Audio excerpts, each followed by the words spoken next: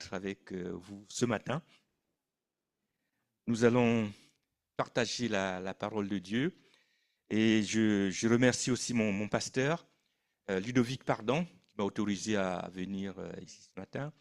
Je remercie David qui m'a invité et je vous adresse les salutations de mon pasteur et de notre Église. Voilà. Nous allons partager la parole de Dieu et le verset qui va nous conduire, c'est Éphésiens 5. Mais en guise d'introduction, je voudrais dire ceci. Je vais vous raconter une histoire. Voilà. Et cette histoire que je vais vous raconter, c'est pas n'importe quelle histoire. Parce que c'est une histoire d'amour. Pardon. Et on voit là, Dieu est amour.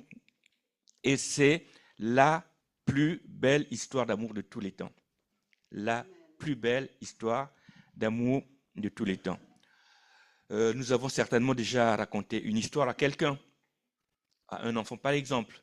On raconte souvent des histoires aux enfants. Là, nous étions des narrateurs. C'est nous qui racontons l'histoire. Lorsqu'on écoute une histoire, qu'on la lit dans un livre, ou lorsqu'on la regarde se dérouler à la télé ou au cinéma, nous sommes auditeurs, donc nous écoutons, nous sommes lecteurs ou spectateurs, mais nous ne sommes pas dedans. Mais cette histoire-ci, elle est différente.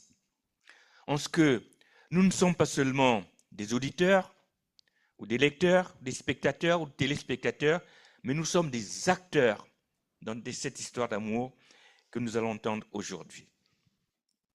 Il y a des histoires d'amour célèbres, mais qui ne dépasseront jamais celles que j'ai l'honneur ce matin de vous raconter. Comme j'ai dit tout à l'heure, c'est la plus belle histoire d'amour qui existe. Mais pour avoir une histoire d'amour, il faut deux amoureux. Même les enfants nous le diront. Les amoureux, chacun veut plaire à l'autre dans ce qu'il dit, dans ce qu'il fait. Et pour avoir une belle histoire d'amour, cet amour doit être réciproque. C'est un amour dans les deux sens. Les amoureux, dans l'histoire que je vais vous raconter, c'est l'époux et l'épouse. L'épouse, c'est Jésus-Christ. L'épouse, c'est le peuple de Dieu, c'est l'Église, c'est nous. Lorsqu'on assiste à un mariage, on entend souvent les futurs époux se faire des promesses. Amour, fidélité, je serai toujours à tes côtés en toutes circonstances. Et souvent on dit, jusqu'à ce que la mort nous sépare. Mais dans cette histoire-ci, il n'y a pas de mort qui sépare. C'est pour l'éternité. C'est pour l'éternité. Oui, quand on s'engage dans la plus belle histoire d'amour, c'est pour l'éternité. Et je vous invite donc à prendre chacun sa place dans cette merveilleuse histoire d'amour. L'amour dit de Dieu qu'il est amour. C'est ce qui est écrit là. Dieu est amour. 1 Jean 4, 16. C'est dans sa nature. Mais ce n'est pas pour s'aimer lui-même. Dieu est amour, mais ce n'est pas pour s'aimer lui-même. Écoutons ce que dit Genèse 1, 26. Puis Dieu dit, faisons l'homme à notre image, selon notre ressemblance. Dieu créa l'homme à son image, il le créa à l'image de Dieu, il créa l'homme et la femme. Donc on s'y reconnaît tous là-dedans. Son amour donc se porte sur des êtres vivants. Et voici, encore un petit... voilà. Donc son amour se porte sur des êtres vivants. Et voici cet amour dans Éphésiens, chapitre 3, verset 16. Afin qu'il vous donne, selon la richesse de sa gloire, d'être puissamment fortifié par son esprit dans l'homme intérieur, en sorte que Christ habite dans vos cœurs par la foi, afin qu'étant enraciné et fondé dans l'amour, enraciné et fondé dans l'amour, vous puissiez comprendre avec tous les saints quelle est la largeur, quelle est la longueur, quelle est la profondeur et la hauteur, et connaître l'amour de Christ qui surpasse toute connaissance, en sorte que vous soyez remplis jusqu'à toute la plénitude de Dieu. Alors l'apôtre Paul veut que nous puissions comprendre les dimensions de l'amour de Dieu. Il nous explique d'entrée de jeu que pour comprendre les dimensions de l'amour de Dieu, il faut être soi-même enraciné dans l'amour. En fait,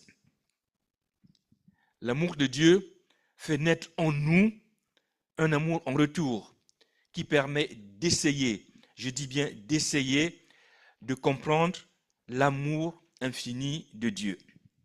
Donc nous allons essayer de cerner avec des mots humains ce qu'est l'amour de Dieu. Mais nous allons commencer par répondre à deux questions que les gens se posent parfois. Premièrement, ça on l'a déjà entendu, si Dieu est amour, pourquoi tant de mal? Pourquoi des guerres? Pourquoi des violences? Pourquoi des injustices? L'amour de Dieu ne souffre d'aucun doute, mais malgré son amour pour sa créature que nous sommes, Dieu nous laisse totalement libres de nos choix. Dès le jardin d'Éden, Adam et Ève sont libres et ils choisissent de désobéir, de passer outre l'ordre de Dieu. La sanction tombe immédiatement, mais Dieu les aime toujours. Aujourd'hui, chacun est libre de choisir de suivre Jésus ou pas. Si on ignore Jésus, on laisse toute la place à Satan, Lucifer, celui qui le premier s'est rebellé contre Dieu, appelé prince de ce monde de ténèbres. C'est lui qui règne dans ce monde. Et la plupart des dirigeants de notre planète ne sont pas à Christ. Et pour des intérêts matériels, pour des intérêts charnels, personnels, sont parfois à l'origine de tout ce que nous voyons ou nous entendons par-ci, par-là. Deuxièmement, on a déjà entendu aussi, mais qu'est-ce que j'ai fait au bon Dieu pour mériter ça? Le plus souvent, il s'agit de non-croyants qui le disent. Mais tu dis bien, bon Dieu, pourquoi tu ne crois pas en lui? Mais pour les chrétiens aussi, on peut passer par des temps difficiles, par des déserts, des épreuves. Voici quelques exemples bibliques de passage par des épreuves des déserts. Après son baptême, Jésus est conduit dans le désert par le Saint-Esprit. Il va jeûner pendant 40 jours et 40 nuits. Quand il sort de là, Satan vient le tenter. Jésus passe par cette épreuve pour préparer son ministère qui va commencer et qui sera extrêmement puissant. Satan veut empêcher que les projets de Dieu pour nous se réalisent. Après sa conversion, Saul de Tarse nous dit dans l'épître aux Galates, chapitre 1, verset 17, « Et je ne montai point à Jérusalem vers ceux qui furent apôtres avant moi, mais je partis pour l'Arabie. Puis, je revins encore à Damas. 3 ans plus tard, je montai à Jérusalem pour faire la connaissance de Céphas, c'est-à-dire de Pierre. Et je demeurai 15 jours chez lui. » Donc pendant 3 ans, il disparaît des écrans radars, il est dans le désert, Dieu le forme. Quand il revient, il n'est plus Saul de Tarse, il est devenu l'apôtre Paul, rempli du Saint-Esprit. Pour ces deux situations, Dieu les prépare pour entrer dans le ministère. L'amour de Dieu est là, Dieu les garde et il les prépare. Un autre exemple, le peuple hébreu sort d'Égypte où ils étaient esclaves. Dieu envoie 12 espions explorer le pays promis. Au retour, 10 sur 12 découragent le peuple, contrairement à la promesse de Dieu. Le peuple est sanctionné pour avoir douté et ils vont passer 40 ans dans le désert jusqu'à ce que cette génération ait disparu, sauf Josué et Caleb qui avaient cru dans la promesse de Dieu. Eux vont entrer dans le pays promis. Ce même peuple va passer 70 ans en captivité à Babylone pour avoir désobéi. Dans ces deux situations, ces temps difficiles sont causés par la désobéissance à Dieu, c'est-à-dire le péché. Pour nous chrétiens, nous pouvons aussi subir les conséquences du péché. Mais l'amour de Dieu est toujours là. Dieu ne les abandonne pas. Dans le désert, il pourvoit à leurs besoins, avec notamment la manne. Il les protège des serpents brûlants. Quand à Babylone, le temps de l'Ascension arrive à échéance, après les 70 ans, ils retournent au pays. Et après les 40 ans dans le désert, Dieu ouvre le Jourdain et ils entrent dans la terre promise. Un autre exemple, Job est un homme pieux qui craint l'Éternel. Joseph est un jeune garçon sans histoire. Mais les deux vont passer par l'épreuve parce que Dieu veut les amener plus loin. Et Job est capable de déclarer, lorsque l'épreuve se termine, « Mon oreille avait entendu parler de toi, maintenant mon œil te voit. » C'est-à-dire qu'auparavant, il avait juste une religion. Maintenant, il a une relation personnelle avec Dieu. Et Joseph a été appelé, élevé à des hautes responsabilités. Il va sauver les siens de la famine. Dieu n'a jamais cessé d'aimer les uns et les autres. Nous pouvons aussi passer par ces situations-là tout en restant dans l'amour de Dieu. Et on se pose parfois des questions. Dieu, mais tu es où? Est-ce que tu m'aimes encore? Oui, l'amour de Dieu est éternel. Car une femme oublie-t-elle l'enfant qu'elle allait? N'a-t-elle pas pitié du fruit de ses entrailles? Quand elle l'oublierait, moi, c'est-à-dire Dieu, je ne t'oublierai point. Voici, je t'ai gravé sur mes mains. Je t'ai gravé sur mes mains, nous dit Isaïe 49, 15, 16. C'est très très fort. Je t'ai gravé sur mes mains comme les traces des clous dans la main de Jésus. Il ne peut pas nous oublier. Dieu ne peut pas nous oublier. L'amour humain peut prendre fin. On connaît des histoires d'amour humain, des personnes qui se sont aimées, soi-disant passionnément, qui au bout d'un certain temps disent ne plus s'aimer et se séparent. Mais l'amour de Dieu est éternel. Alors revenons à l'amour de Dieu en 4 dimensions que nous avons lues dans Éphésiens. Les scientifiques, eux, ils travaillent en 3 dimensions, comme pour cette salle où nous sommes. On a besoin d'en connaître la longueur, la largeur et la hauteur. Avec ça, on calcule le volume. Mais l'amour de Dieu est en 4 dimensions. C'est comme les 4 évangiles, tous tournés vers Jésus, mais sous 4 angles différents, avec 4 regards. D'abord Matthieu, il introduit Jésus comme le fils de David. Son évangile était initialement plus destiné aux Juifs, parle de Jésus, le roi des Juifs, le Messie qui était attendu. L'évangile de Marc était plus particulièrement destiné aux Romains, parle de Jésus, serviteur modèle, celui qui est venu dans le monde pour faire la volonté de son Père. L'évangile de Luc, plus tourné vers les Grecs, montre Jésus comme l'homme parfait, le Fils de l'homme. Et Jean, lui, il présente l'évangile, son évangile se présente plutôt au reste du monde, montre que Jésus est Fils de Dieu et qu'il est lui-même Dieu. Et aujourd'hui, nous avons à notre disposition ces 4 regards. Jésus, Fils de Dieu, qui est lui-même Dieu. Jésus, Dieu fait homme, le Fils de l'homme. Jésus, serviteur modèle, venu pour faire la volonté de Dieu le Père. Et Jésus, le roi des rois. L'amour de Dieu a un nom, c'est Jésus-Christ. L'amour de Dieu a une forme, la forme de la croix, tournée vers le nord, vers le sud, vers l'est, vers l'ouest, ou encore tournée vers le haut, vers le bas, à droite, à gauche, c'est-à-dire tournée vers tout le monde.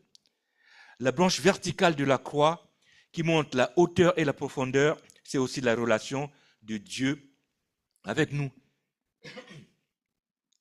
La branche horizontale de la croix, comme les mains de Jésus ouvertes sur la croix, pour accueillir tout le monde.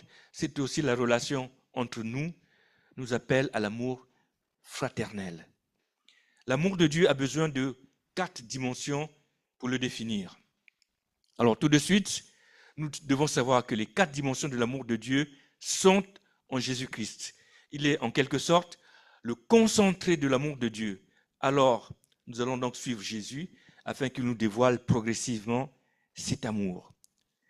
Chez les Hébreux, un lépreux était considéré comme impur, donc parqué en dehors de la ville, mais Jésus se laisse approcher par eux, il les touche et les guérit.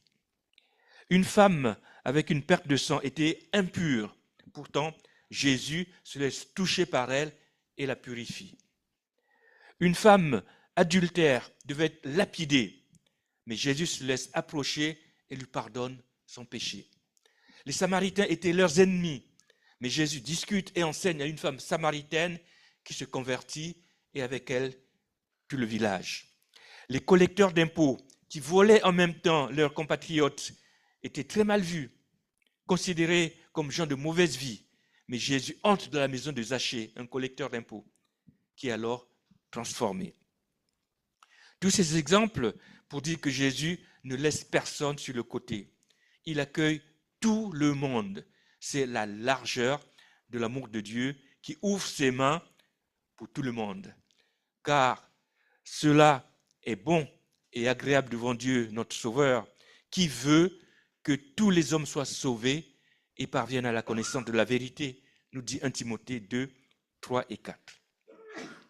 Il y a de la place pour tout le monde, mais faudrait-il encore répondre à l'appel de cet amour, car l'amour de Dieu est un appel, comme nous le verrons tout à l'heure. La longueur de l'amour de Dieu parle du temps, de la durée. Dieu est amour depuis tous les temps. Il est amour aujourd'hui et il sera amour toujours pour l'éternité. C'est sa nature. Et de fait, il nous aime de cet amour éternel. De loin, l'Éternel se montre à moi. Je t'aime d'un amour éternel. C'est pourquoi je te conserve ma bonté. Il a dit à Jérémie 31, 3.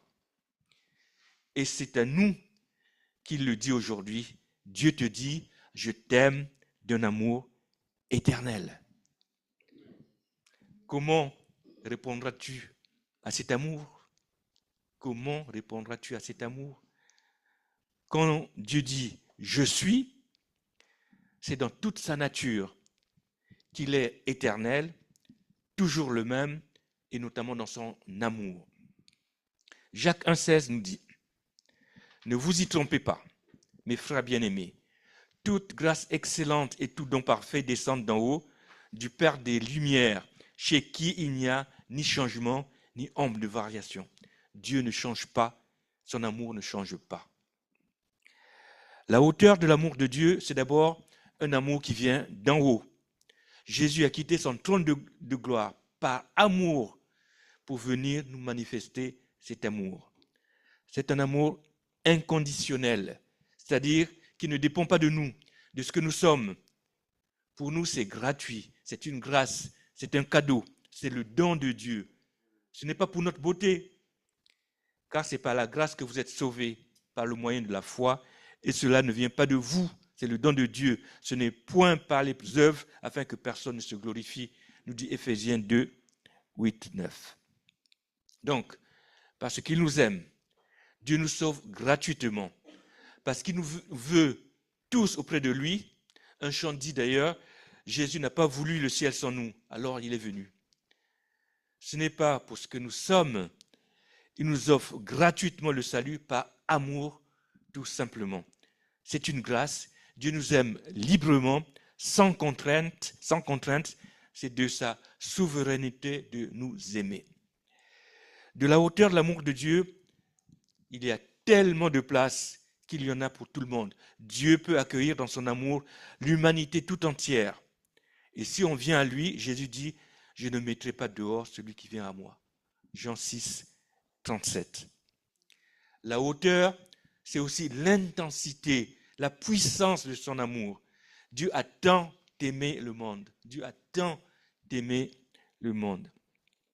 Et de la hauteur de l'amour de Dieu, on imagine aussi sa sainteté, qui est inaccessible humainement, et pourtant, Jésus s'est abaissé pour que nous soyons élevés. Nous en reparlerons tout à l'heure. Lorsque l'on parle de profondeur, il nous vient à l'esprit la profondeur des mers, des océans. Oui, il y a de cela dans l'amour de Dieu, parce qu'il nous aime, il nous pardonne quand nous demandons pardon. Et il aura encore compassion de nous, il mettra sous ses pieds nos iniquités, tu jetteras au fond de la mer tous leurs péchés, dit Michée 7, 19. Et on l'a entendu tout à l'heure dans une prière. Dieu jette au fond de la mer nos péchés. Et vous savez quoi? Quelqu'un a dit, une fois que Dieu a jeté au fond de la mer nos péchés, on a dressé un panneau interdit de péché. Ça prête à sourire, mais c'est vrai dans les deux sens. Pécher comme un pêcheur qui va pêcher du poisson, mais pécher aussi dans le cas du péché. En effet, la Bible dit de ne pas retourner à ce que l'on a vomi, car lorsque nous venons à Christ, nous devenons une nouvelle créature. Et les choses anciennes doivent rester derrière, il ne faut pas y retourner pour les péchés. Comme un chien qui retourne à ce qu'il a vomi, ainsi est un insensé qui revient à sa folie, nous dit Proverbe 26, 11. Et 2 Pierre 2, 20, de renchérir. En effet, si, après s'être retirés des souillures du monde, par la connaissance du Seigneur et Sauveur Jésus-Christ, ils s'y engagent de nouveau et sont vaincus, leur dernière condition est pire que la première, car mieux valait pour eux n'avoir pas connu la voie de la justice que de se détourner après l'avoir connu du saint commandement qui leur avait été donné. Il leur est arrivé ce que dit un proverbe vrai, le chien est retourné à ce qu'il avait vomi et la truie lavée s'est vautrée dans le bourbier. Et puis, lorsque l'on amène à Jésus la femme adultère, à la fin, il lui dit dans Jean 8, 11, elle répond, non Seigneur. Et Jésus lui dit, je ne te condamne pas non plus, va et ne pêche plus. Va et ne pêche plus. Oui, interdit de pécher. Mais pour obtenir ce pardon, Jésus est passé par la croix, toujours par amour, et il est descendu dans les profondeurs. Or, que signifie il est monté, sinon qu'il est aussi descendu dans les régions inférieures de la terre, nous dit Éphésiens 4, 9. La profondeur de l'amour de Dieu est venue jusqu'à la profondeur de notre péché pour nous sauver. Et on peut s'imaginer être plongé dans la profondeur d'un océan, nous n'imaginons pas les limites de cet océan qui nous enveloppe. Tel est l'amour de Dieu, sans limite. Et encore une garantie de l'amour de Dieu,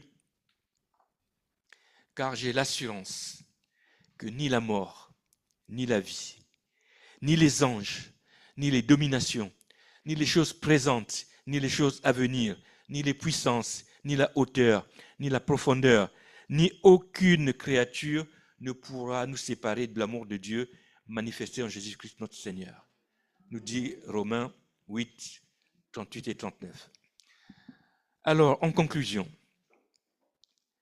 l'amour de Dieu, comme sa sainteté, sa bonté et tous ses attributs sont immuables, c'est-à-dire constants, sans ombre de variation, inconditionnels et toujours disponibles.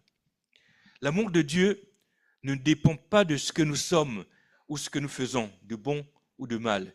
Dieu nous aime en tout temps, quelles que soient les circonstances. Mais l'amour de Dieu est un appel. L'amour de Dieu est un appel.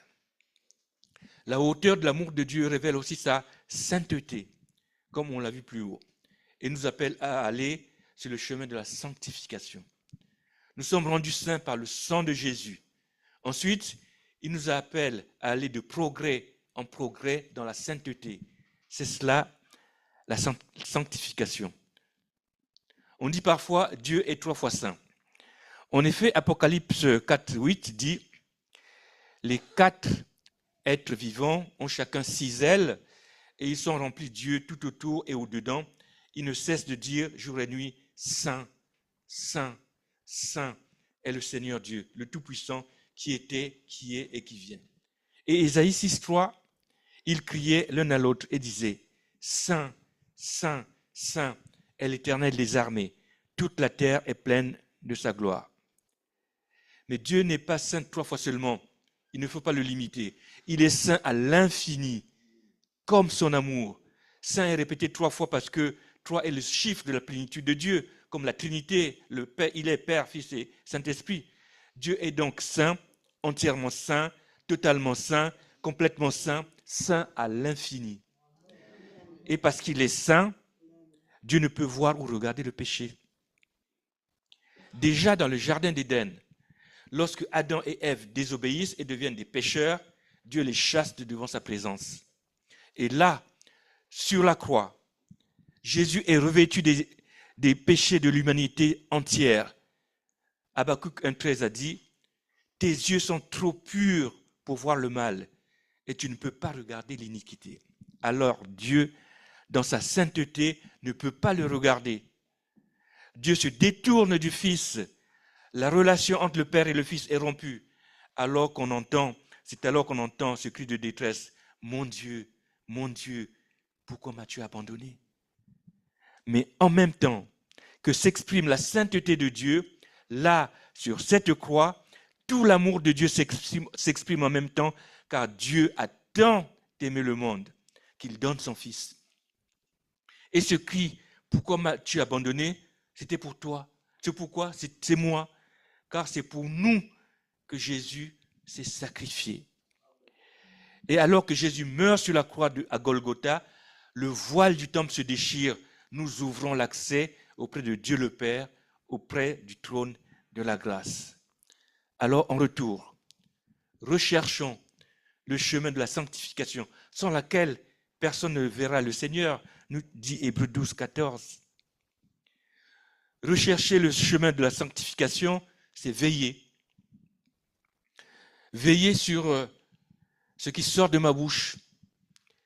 L'époux a dit dans Éphésiens 4, 29, « Qu'il ne sorte de votre bouche aucune parole mauvaise, mais, s'il y a lieu, quelques bonnes paroles qui servent à l'édification et communiquent une grâce à ceux qui l'entendent. » De veiller sur ce que mes yeux regardent. Les yeux sont en quelque sorte la fenêtre de l'âme. On dit que le premier regard ne nous appartient pas. Nos yeux sont ouverts, on voit une image que l'on aurait aimé ne pas voir, mais le second regard nous appartient. C'est à nous de détourner le regard ensuite de ce que l'on ne doit pas regarder. C'est veiller sur ce que l'on écoute. Si j'entends une conversation, on est en train de parler mal d'un frère ou d'une sœur, qu'est-ce que je fais? Je passe, j'entre dans la discussion et je confirme ce qui se dit, ou bien je coupe court. Heureux l'homme et la femme qui ne marchent pas selon le conseil des méchants, qui ne s'arrêtent pas sur la voie des pécheurs et qui ne s'assied pas en compagnie des moqueurs.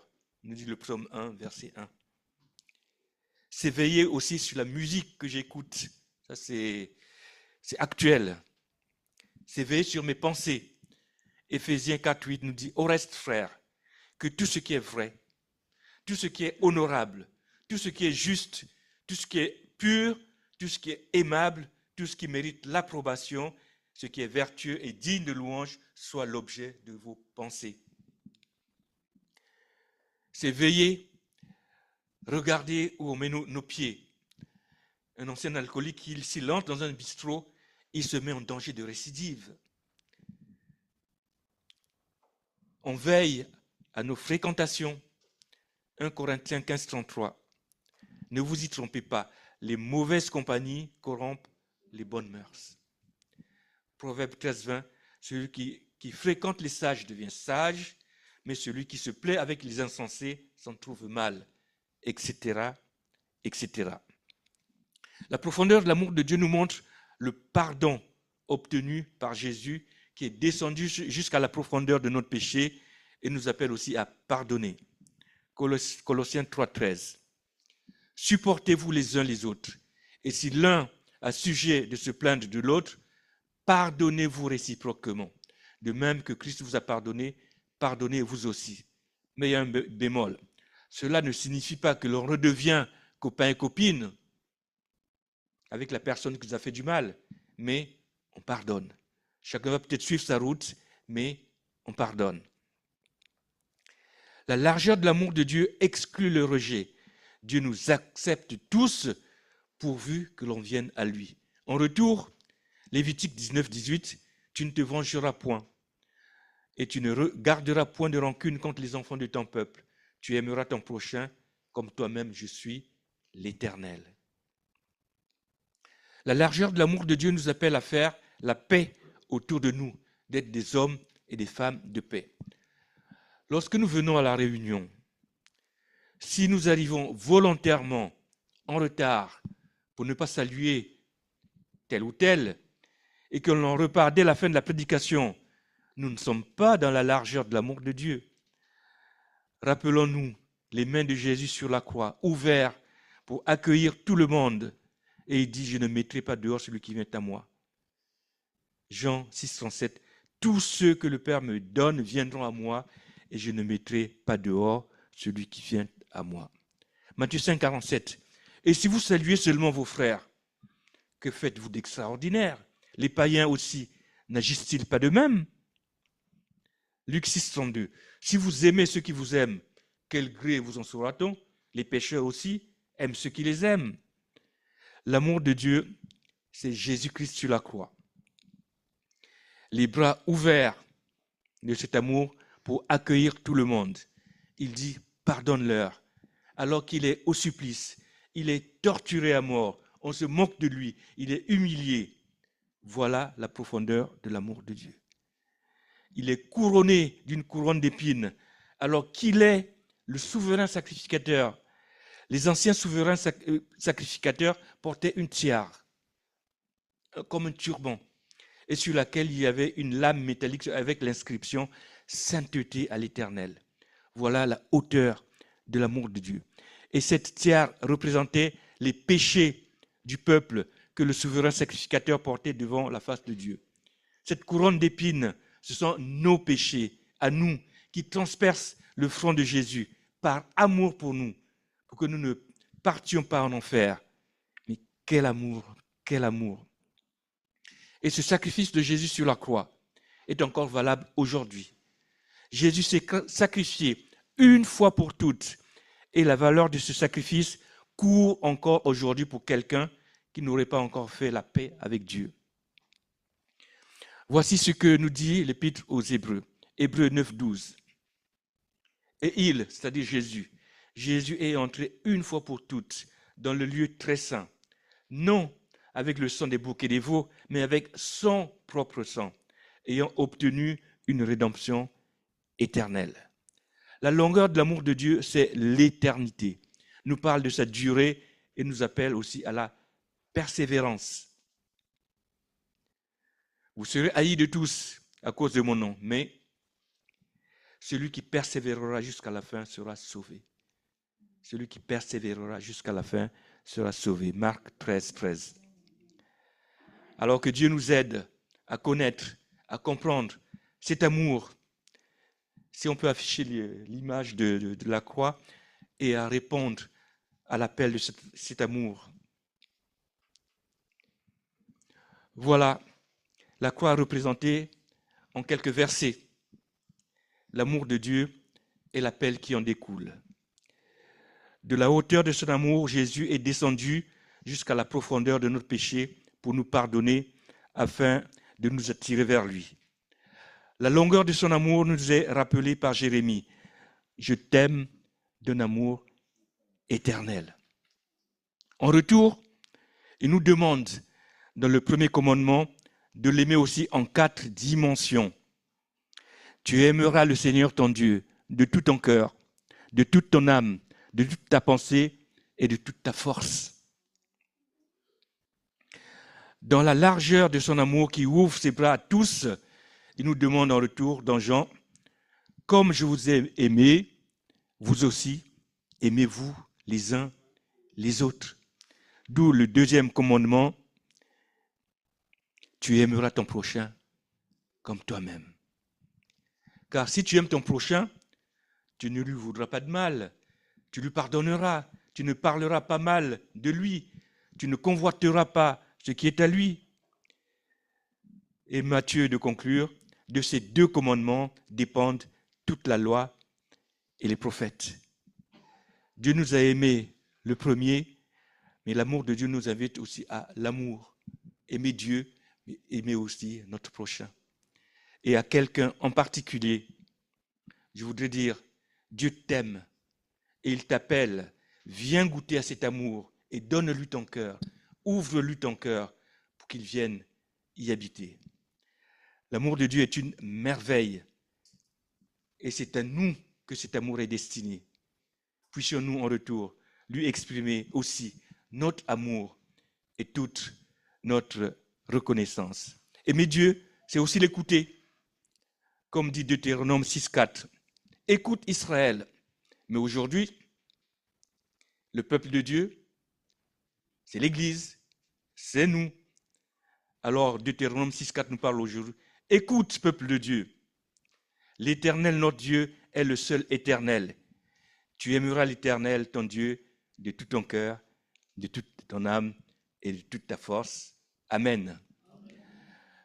Oui, Seigneur, notre Dieu, quel amour, Seigneur. Nous voulons simplement te dire merci pour cet amour merveilleux, cet amour si grand, cet amour si puissant, cet amour éternel dont tu nous aimes et qui a conduit Jésus-Christ à la croix. Seigneur, merci parce que tu nous as pardonné de nos péchés. Merci parce que tu nous as ouvert la porte qui mène vers toi.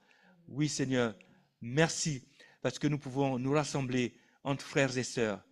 C'est par grâce, mais c'est grâce à cet amour aussi, Seigneur. Et merci de nous aider. Merci de nous aider à répondre à cet amour, Seigneur. À nous aimer les uns les autres, oui, Seigneur. Et à t'aimer plus que tout. Et de marcher aussi sur le chemin de la sanctification comme tu nous le demandes. Seigneur, merci pour ce temps béni que tu nous as donné d'être ensemble, entre frères et sœurs. Merci de parler au cœur de quelqu'un aujourd'hui. Pour que cet amour, Seigneur, se transforme et donne à cette personne l'amour pour Christ, l'amour pour les autres. Seigneur, merci pour cette journée que tu nous donnes. Merci, Seigneur, de nous ramener maintenant, chacun dans sa maison. Seigneur, merci de nous accompagner comme tu l'as toujours fait. Oui, Seigneur, toi, tu ne nous abandonnes pas. Tu es toujours présent avec nous. À toi toute la gloire. À toi notre reconnaissance. Merci, Seigneur Jésus. Merci encore. Amen. Que Dieu nous bénisse tous.